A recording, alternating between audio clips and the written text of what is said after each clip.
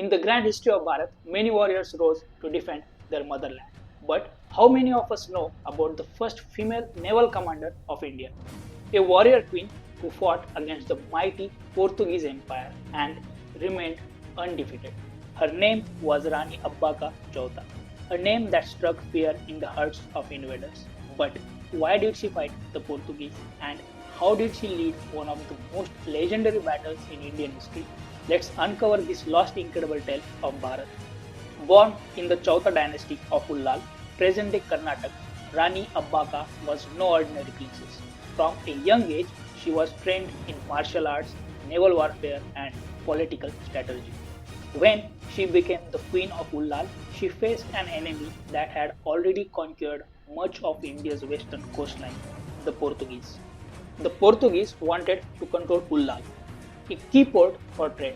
They demanded that Rani Abbaka surrender her kingdom, but she refused. This led to a series of brutal naval battles. Unlike other rulers who feared European cannons, she fought with intelligence and naval strategy.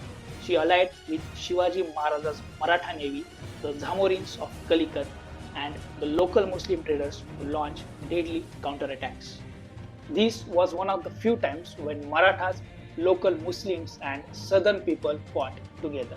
In one of the most epic battles of 16th century, the Portuguese attacked Ullal with a massive fleet. But Rani Abbaka, dressed in battle armor, led her forces and Shivaji Maharaja's navy herself, fighting from both land and sea. Her warriors used small, fast-moving boats to ambush Portuguese ships. Her archers and fire arrows set enemy ships ablaze, while her cavalry crushed their forces on land. The Portuguese were forced to retreat, humiliated by a woman warrior who refused to bow down. Despite her victories, history did not preserve her story as it should have.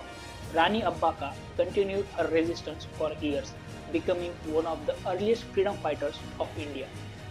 The Portuguese called her Abhay Rani, the fearless queen.